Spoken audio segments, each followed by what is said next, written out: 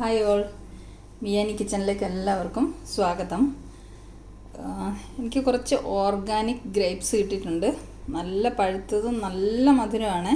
നല്ല പഞ്ചസാര വായിലിടുന്ന പോലെ അതുപോലെ മധുരമുണ്ട് ഇതിന്.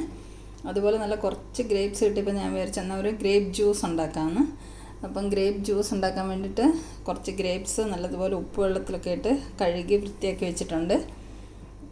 പിന്നെ പഞ്ചസാര വേണം കുറച്ച്. ഞാൻ പഞ്ചസാര പൊടിച്ചാണ് വെച്ചിരിക്കുന്നത്. കാരണം പൊടിച്ച പഞ്ചസാര ഇടുമ്പം ജ്യൂസിലിടുമ്പോൾ പെട്ടെന്ന് അലിഞ്ഞ് കിട്ടുമല്ലോ, അതുകൊണ്ട്. പിന്നെ ആവശ്യത്തിന് നമുക്ക് വെള്ളം, ഒരു നാരങ്ങയുടെ ജ്യൂസ് എടുത്ത് വെച്ചിട്ടുണ്ട്. കുറച്ച് ചിയ സീഡ്സ് വെള്ളത്തിൽ കുതിർത്ത് വെച്ചിരിക്കുന്നു.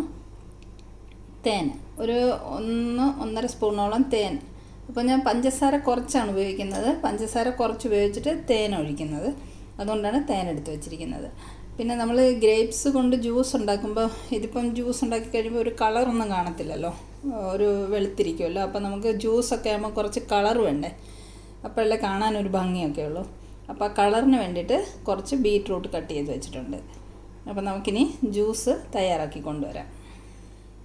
അപ്പോൾ ഈ ഗ്രേപ്സും ബീറ്റ്റൂട്ടും കൂടെ നമുക്കൊരു മിക്സിയിലിട്ട് അടിച്ച് കൊണ്ടുവരാം.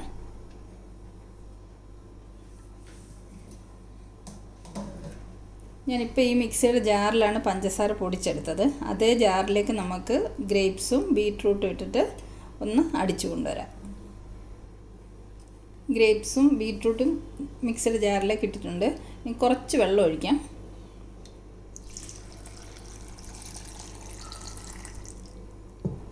ഇത് നമുക്ക് മിക്സിയിലിട്ടൊന്ന് അടിച്ചു കൊണ്ടുവരാം.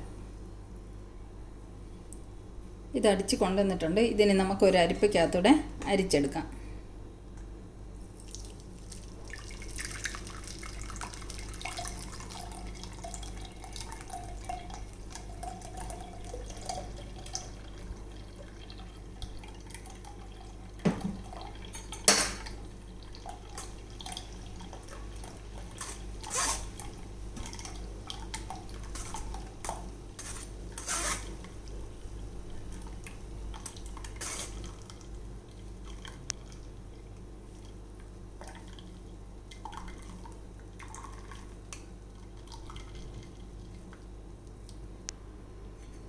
നമ്മളിത് മുഴുവൻ അരിച്ചെടുത്തിട്ടുണ്ട്.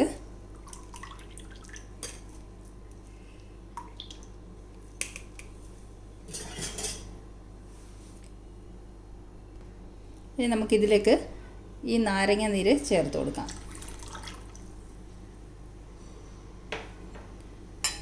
തേൻ ഒഴിച്ചു കൊടുക്കാം.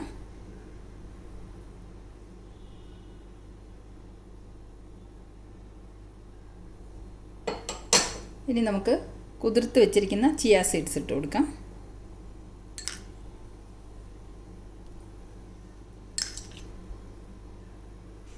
അങ്ങനെ ഒരു 3 സ്പൂണ് ചിയ സീഡ്സ് ഇട്ട് കൊടുക്കുന്നുണ്ട്. ഇളക്കി മിക്സ് ചെയ്യാം.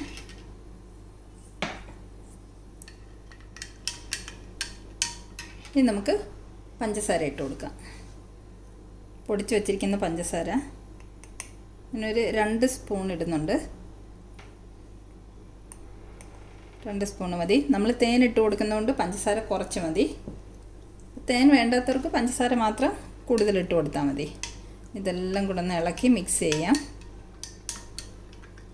മധുരം നോക്കിയിട്ട്, മധുരം കുറവാണെങ്കിൽ പഞ്ചസാര ഇട്ട് കൊടുക്കാം. തേൻ വേണമെങ്കിൽ തേൻ ഒഴിച്ച് കൊടുക്കാം. അതായത് ഇപ്പം കണ്ട ഗ്രേപ്സിൻ്റെ ജ്യൂസാണെന്ന് പറയില്ലല്ലോ, ബീറ്റ്റൂട്ട് ചേർത്ത് അരച്ചതുകൊണ്ട് നല്ല കളറും വന്നു, നല്ല ടേസ്റ്റുമാണ്.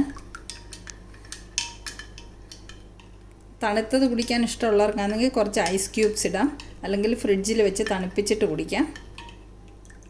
അപ്പം നമ്മുടെ ഗ്രേപ്സ് ജ്യൂസ് റെഡി ആയിട്ടുണ്ട്.